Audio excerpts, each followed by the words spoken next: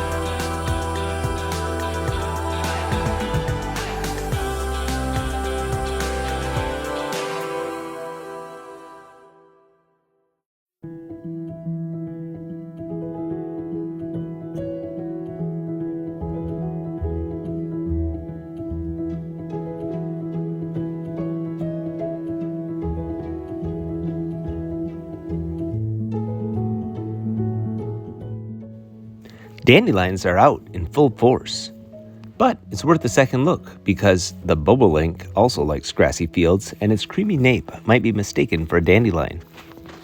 I usually just roll down the window and listen for sounds that sound like R2-D2. When they fly, their silhouette is unmistakable with the spiky tail feathers. I have had oranges and grape jelly out since May 1st, and I finally had an oriole visit on the 24th. Maybe they've been coming during the day when I'm not home. Orioles use their brush-tipped tongue to scoop the jelly and fruit they are eating. This one has been returning regularly now. When I ran out of oranges, I tried a grapefruit, but the birds pretty much ignored it.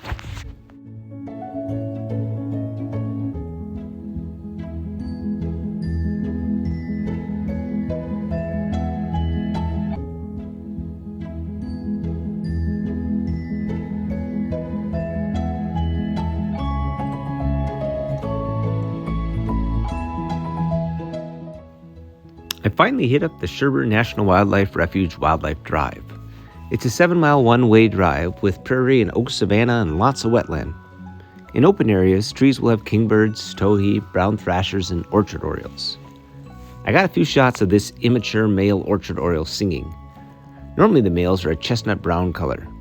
Females are yellow, but don't have a dark mask. Well, these guys just arrived. They will be heading south by mid-July.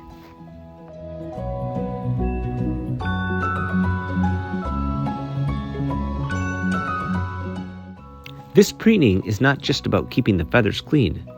Ducks use their preening gland to produce an oil that makes the feathers water repellent, which helps keep them buoyant.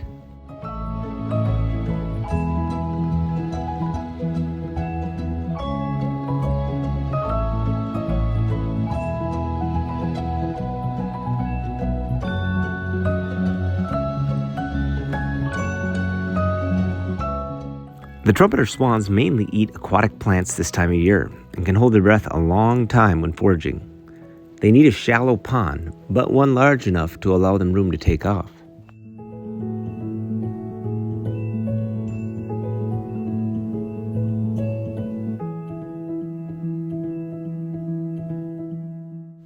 One of the main reasons I was here was to see the recently arrived black terns, which nest in the refuge every summer.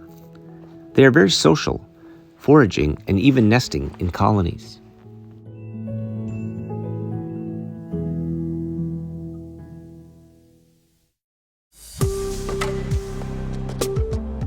Vireos call all day long.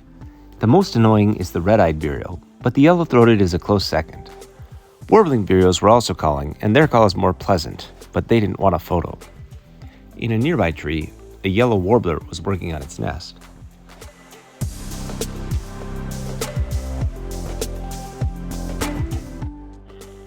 Baby geese are already getting pretty large. We will return in a month for the baby swans, and hopefully I'll get to see baby pied-billed grebes again, as they have a unique look.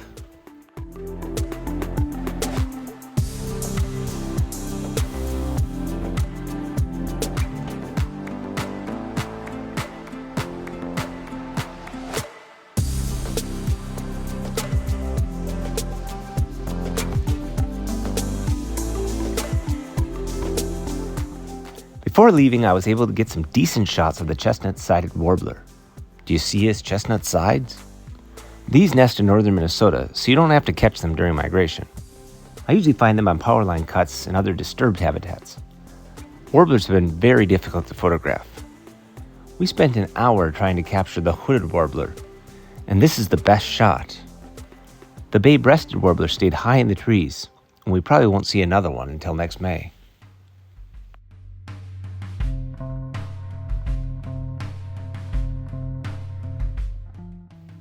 The scarlet tanager is easy to photograph. I used to think of this bird as a rarity, but now that I know what I'm listening for, I hear them and see them almost every time I go in the woods. The skill of birding is to learn the habitat for a bird, and then learn the call. Pretty soon, you will almost anticipate hearing the call when you are in the right habitat. Then you just need good enough hearing to know where the call is coming from. If you get all that and lighting, you can make a photo.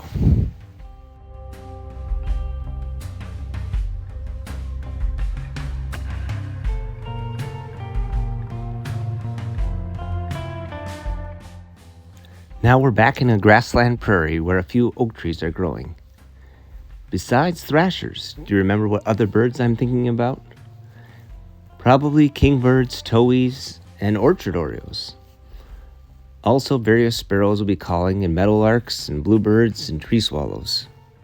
They were all there, and the orchard oriole that was calling was another immature male. Not all orchard orioles are immature.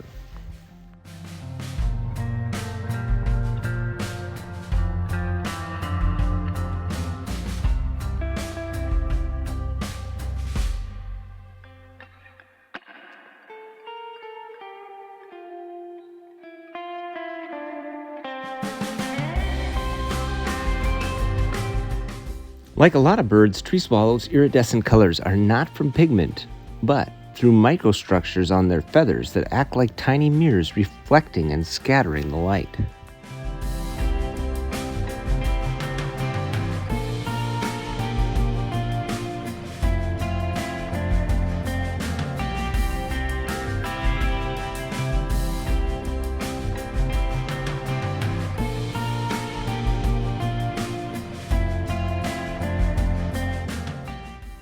In late May, snapping turtles make a long journey from the water to find a good spot to lay their eggs. I didn't get it on video, but I watched this turtle literally roll side over side down a hill before continuing on her journey unfazed.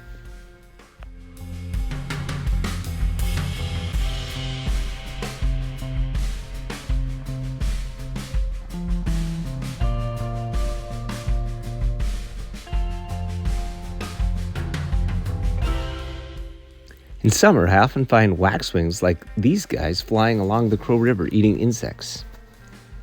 Building a nest can take a female 5 to 6 days and involve 2,500 individual trips with sticks.